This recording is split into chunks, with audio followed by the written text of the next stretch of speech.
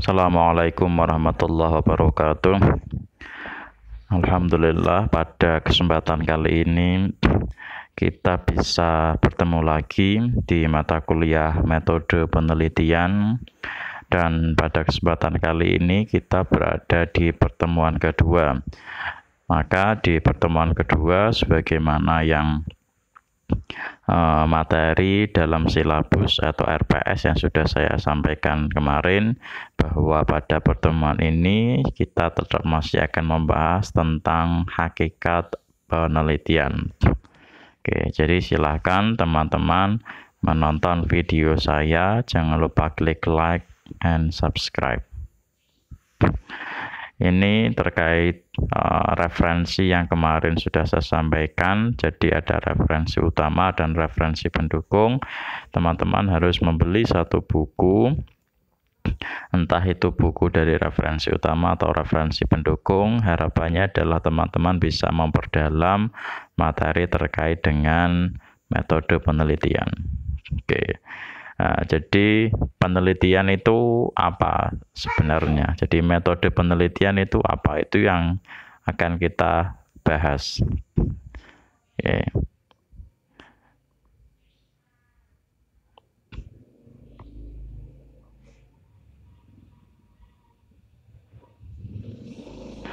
Metode penelitian itu kalau kita dalam bahasa Inggris itu kita menyebutnya dengan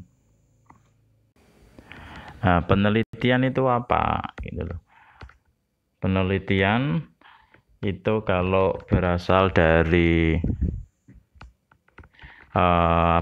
definisi dari Arts and Science Discovery, penelitian itu adalah jawaban terhadap suatu permasalahan. Jadi kalau kita melakukan penelitian berarti kita menjawab dari suatu masalah.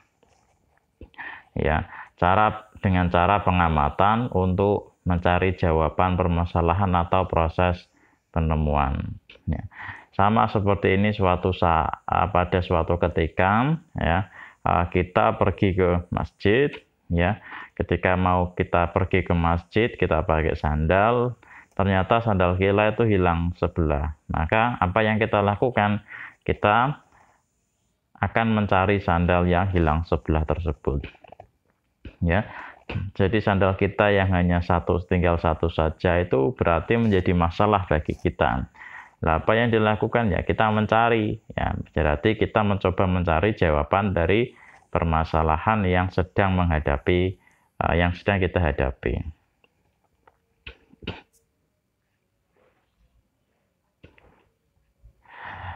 Penelitian ilmiah itu diartikan dengan penelitian yang menggunakan metode ilmiah. Jadi penelitian ilmiah yaitu penelitian ya dengan menggunakan metode ilmiah itu.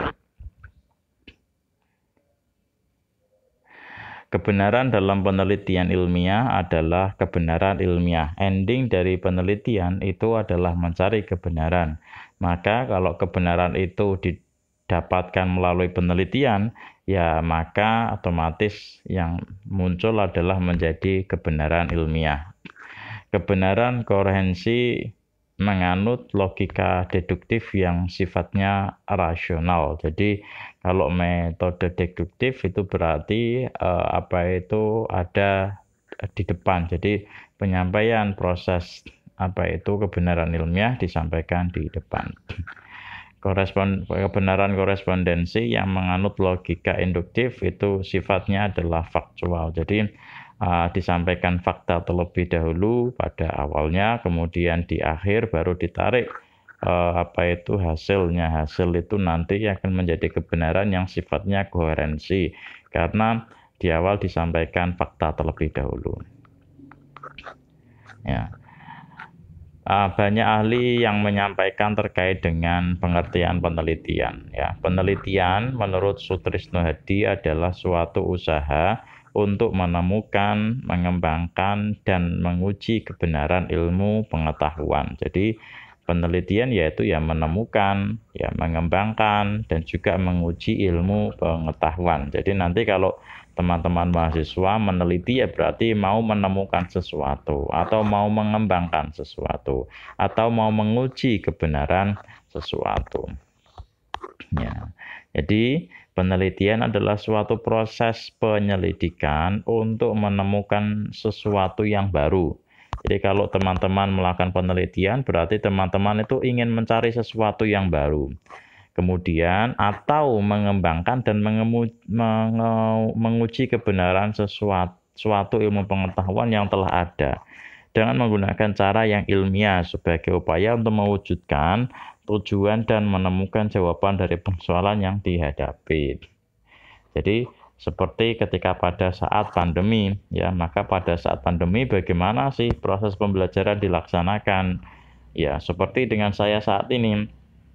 Saya tidak bisa tatap muka, akhirnya saya ganti dengan cara apa? Dengan cara pembelajaran daring. Lah, untuk mengetahui apakah pembelajaran efektif atau tidak efektif, berarti itu kan menguji efektivitas pembelajaran daring. Nah, maka dilaksanakan dengan cara penelitian. Jadi, penelitian itu tidak hanya menemukan dan mengembangkan, tetapi bisa juga dilakukan untuk menguji sesuatu. Sedangkan metodologi penelitian itu apa yang menjadi nama mata kuliah kita. Jadi metodologi penelitian itu menjadi suatu cabang ilmu. Artinya mata kuliah kita itu adalah cabang ilmu.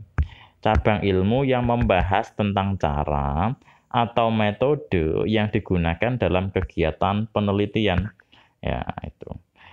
Penelitian, saya tegaskan lagi, adalah upaya untuk mencari kebenaran. Jadi kalau kita meneliti, maka endingnya adalah kebenaran akan sesuatu. Ya, upaya dalam penelitian, maka kita nyebutnya dengan kegiatan meneliti. Jadi penelitian itu kata benda, maka kata kerjanya adalah meneliti.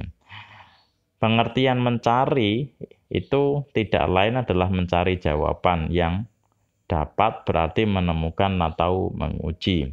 Ya. Jadi mata kuliah kita metodologi penelitian itu cabang ilmu, ya. Penelitian sendiri diartikan suatu upaya untuk mencari kebenaran. Lah mencari kebenaran itu bisa diartikan juga menemukan atau menguji dari kebenaran tersebut. Nah, bagaimana Pak mengetahui ciri-ciri penelitian yang baik? Ya, ciri-ciri penelitian yang baik yang pertama adalah harus bersifat kritis dan analitis. Jadi penelitian baik ya yang bersifat kritis dan juga kritis terhadap suatu permasalahan dan analitis. Artinya nanti permasalahan tersebut dianalisis secara mendalam. Yang kedua, penelitian itu juga harus memuat konsep dan teori. Jadi tidak ada penelitian yang berdiri sendiri tanpa adanya suatu konsep, tanpa adanya suatu teori. Ya, makanya penelitian yang akan kita laksanakan harus dilandasi dengan konsep atau teori yang kita dapatkan dari buku, yang kita dapatkan dari jurnal atau artikel ilmiah, yang kita dapatkan dari berbagai macam sumber lainnya. Penelitian itu harus rasional, ya. Jadi jangan sampai kita melakukan penelitian yang tidak rasional. Artinya apa? Ketika kita meneliti, kita pikirkan bahwa kegiatan yang akan kita lakukan itu nanti masuk akal. Itu loh. Jangan sampai kita meneliti sesuatu yang tidak masuk akal. 4. Penelitian itu harus objektif. Artinya apapun hasil dari penelitian, ya kita sampaikan apa adanya. Tidak boleh didorong adanya kepentingan sesuatu. Yang kelima, penelitian itu harus konsisten. Konsisten itu artinya antar bagian dalam penelitian itu harus satu irama. Jadi tidak boleh berganti-ganti, tidak boleh berbeda-beda. Yang keenam, coherence, ya. Jadi penelitian itu harus berkait, ya. Nah, misalnya kita meneliti tentang pembelajaran daring, maka isi dari penelitian kita ya terkait dengan pembelajaran daring. Maka antar bagian dalam antar bagian dalam bab proposal kita atau skripsi atau laporan kita ya berkaitan dengan pembelajaran daring. Nah, tadi ciri-ciri penelitian. Sekarang syarat yang harus dimiliki oleh seorang peneliti. Maka bagi teman-teman mahasiswa yang yang akan menjadi peneliti, maka harus memiliki syarat-syarat seperti ini.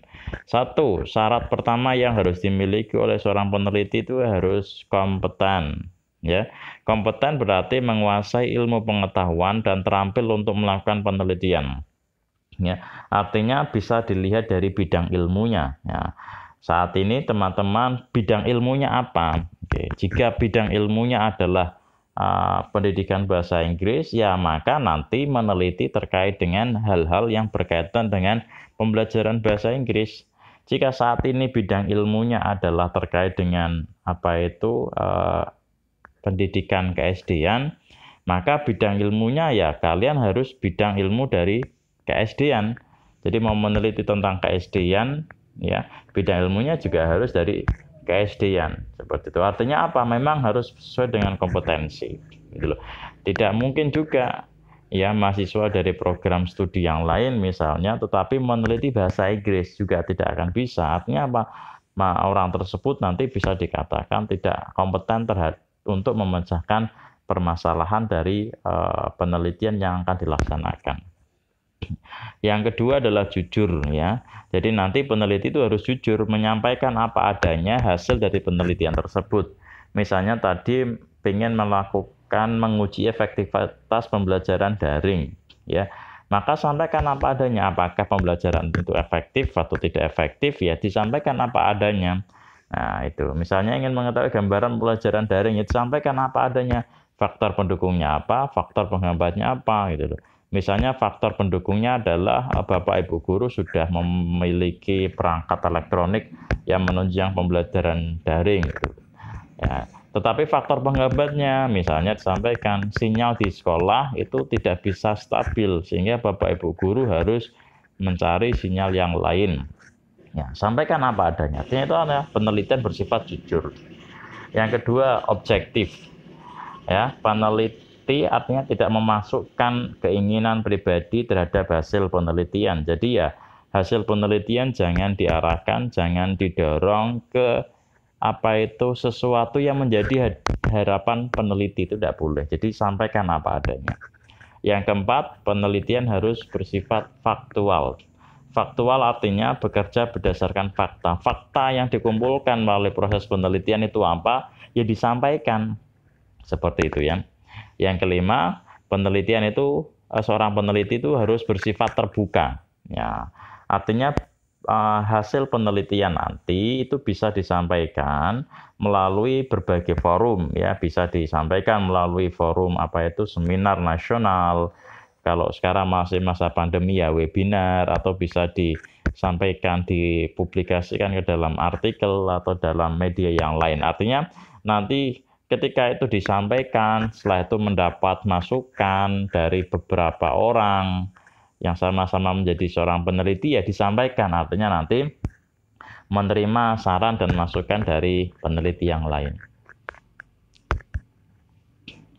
Oke, jadi dulu Gempar seperti ini. Jadi ada namanya di Jakarta itu Hotel Alexis, dulu sempat Gempar ini ya. Oke, orang melihat Alexis ya hanya hotel saja. Jadi menyawang dari luar Alexis Hotel dengan lantai yang tinggi gitu. Tetapi tidak tahu dalamnya. Kalau hanya menyawang saja ya tahu dari luarnya, tapi tidak tahu dalamnya. Tapi ternyata setelah Hotel Alexis ini booming karena setelah digerebek oleh aparat waktu itu, ternyata di dalamnya tidak digunakan sebagaimana mestinya waktu itu ya. Jadi waktu itu. Jadi artinya kalau hanya mengamati dari luar saja tidak akan bisa mendapatkan gambaran, maka kita harus bisa masuk ke dalam agar bisa mengetahui gambaran dari fenomena yang terjadi. Karakteristik atau metode penelitian ilmiah yang tadi sudah saya sampaikan. Metode ilmiah itu yang pertama harus bersifat teoritis. Konsep dan konseptual. Artinya ilmu pengetahuan itu mengandung arti pengembangan struktur konsep dan teoritis untuk menuntun dan mengarahkan upaya penelitian. Yang kedua, penelitian itu harus bersifat rasional, masuk akal. Jangan sampai kita meneliti sesuatu yang tidak masuk akal.